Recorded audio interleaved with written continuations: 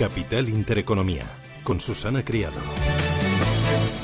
Y con Antonio Castelló y Broker.es. ¿Qué tal, Antonio? Buenos días. Hola, Susana, buenos días. Oye, lo de Italia nos va a dar mucha guerra, ¿eh? Bueno, hablábamos de ello la semana anterior y la anterior. ¿Tú te acuerdas que, bueno, yo diría que este verano, un día que estuve con vosotros en el estudio y decíamos, bueno, y ahora para la vuelta del verano, ¿qué? Yo te dije la política, ¿no? La política siempre da mucha guerra porque bueno, pues al final interviene mucho en el mercado financiero. Entonces, en el caso de Italia, la decisión del gobierno italiano, lo primero que hace es poner en peligro la capacidad del país de garantizar una senda de reducción de su deuda pública, que aquí decimos que es mucha porque es un 100% del PIB, allí es un 130% del PIB. La segunda es que demuestra que la eurozona pues hay un problema, no hay una fórmula de acuerdo clara entre los socios europeos, y entonces con esta decisión de Italia pues está en juego la estabilidad de la propia eurozona. ¿Por qué? Pues porque al final se va a poner en duda la permanencia de un país que no es precisamente Grecia o Portugal y que, bueno, además al aumentar la prima de riesgo de Italia aumenta también la prima de riesgo de otros países, digamos, más vulnerables, y esto al final pues genera más peligro. Entonces la situación planteada pues no tiene una solución que sea fácil, que no tiene una solución inmediata, y entonces, bueno, pues esto va a seguir pasando factura. Yo creo que al final habrá algún tipo de acuerdo de mínimos, pero que el acuerdo va a tardar en llegar. Pero fíjate, política, tenemos elecciones en Brasil, primera vuelta el día 7 de octubre, segunda vuelta el 28 de octubre, o sea que tenemos temita por delante. Aquí hay que recordar que en Brasil hay muchas empresas españolas que tienen un volumen muy importante de negocio, ¿no?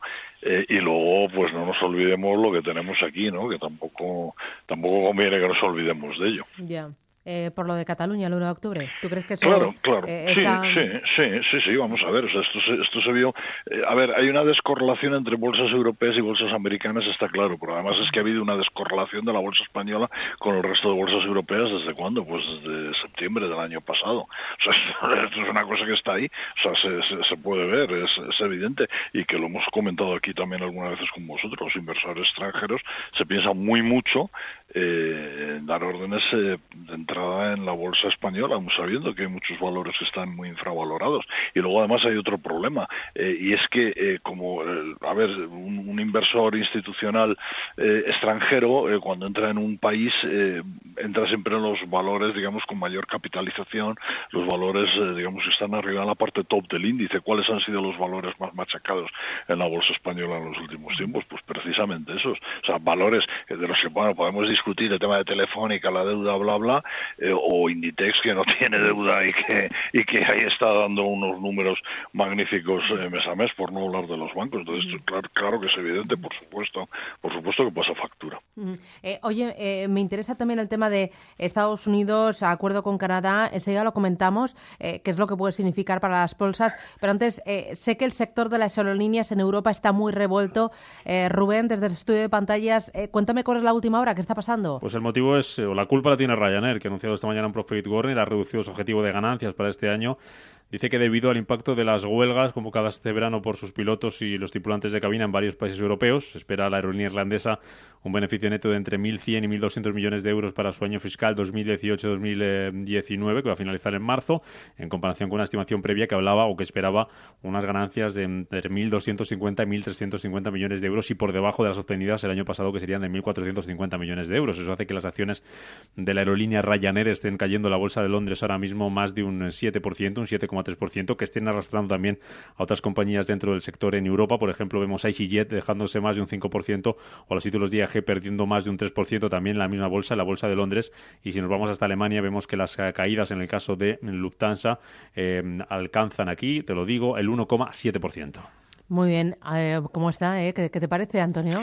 Bueno, pues me parece que el sector de las aerolíneas pasa como con los bancos, es un sector tremendamente gregario, y cuando alguien tiene un problema, pues se pasa a todos. Yo aquí en este caso lo que creo es que, bueno, habría que distinguir un poco entre las grandes aerolíneas, ex aerolíneas de bandera, pues tipo efectivamente pues Lufthansa o nuestra IAG, Iberia, British Airways, que bueno, que sí que es verdad que han ido en algún momento también al negocio de las aerolíneas low cost, pero mantienen otro tipo de negocio con empresas como Ryanair, que bueno, que es verdad que han popularizado los vuelos, pero a costa de ya llegar a unos niveles tanto con sus empleados como, no nos olvidemos, con sus clientes, que bueno, pues que en algún momento aquello tiene que parar. Yo en este caso, a ver, creo que también con las aerolíneas hay otro problema, que no solamente el tema de Ryanair, es el problema del coste del petróleo, que bueno, pues que está en máximos de 4 años, y esto lógicamente también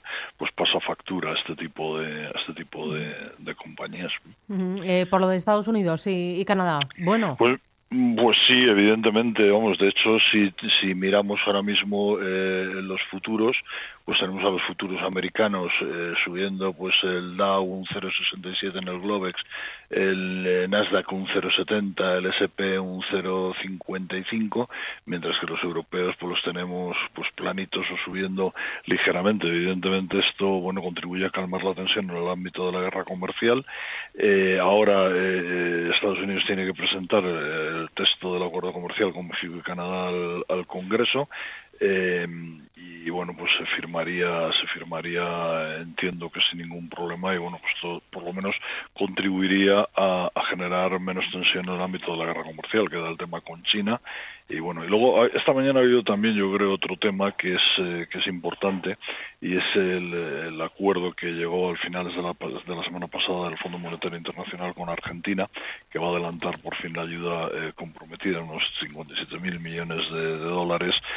Argentina, bueno, va a cambiar su política de tipo de cambio, no intervendrá en el mercado de divisas mientras el peso se mantenga en una horquilla entre 34 y 44 pesos por dólar. Esto yo creo que también contribuye a quitar un poco de presión al tema de los emergentes. Entonces ahora, como siempre, habrá que poner en la balanza el resto de temas negativos que hay, pues todo el tema de guerra comercial con China, negociaciones con la Unión Europea, negociaciones con Japón. Habrá que poner, por lo que hemos comentado, de Italia, de Brasil, que no es poco en el ámbito político, y bueno, pues habrá que ver un poco cómo se actúan los contrapesos.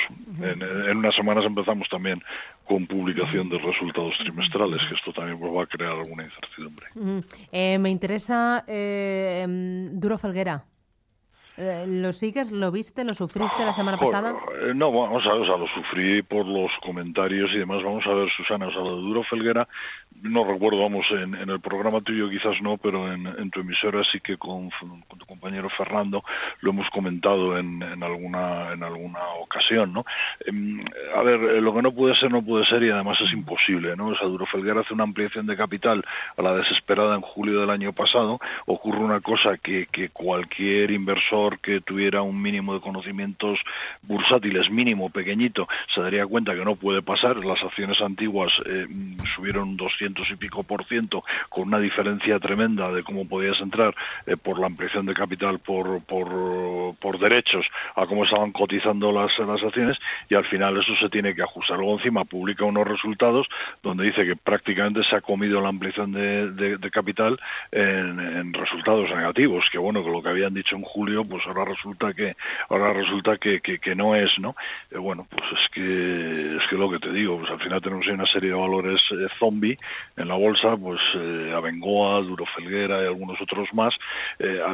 A ver, o sea, la persona, no voy a decir el inversor, porque esto no es un inversor, o sea, la persona que quiera jugar o que quiera especular a lo bestia, igual que puede especular a que el Leganés le gane al Barcelona haciendo una apuesta, pues vale, pues puede comprar Duro Felguera a ver si de 1 céntimo pasa a 2, ¿no? Y seguro que se forra, pero claro, las probabilidades pues son bastante mínimas. Es más juego que realmente finanzas, ¿no? O sea, la compañía, mientras no se diga otra cosa, está quebrada, y de hecho en el hecho relevante que publicó el otro día, si lo lees atentamente, dice, bueno, y seguramente para el año que viene vamos a necesitar más recursos financieros. Pues hombre, no parece serio, acabas de hacer una ampliación de capital súper dilutiva del volumen que le has hecho y ya estás diciendo que te la has comido y que para el año que viene más, pues vale. Ya. Bueno, lo seguiremos. Antonio Castelo y Broker.es, a ver si mejora el día. Gracias. Gracias, Susana. Cuídate, hasta luego. chao. Adiós. Chao.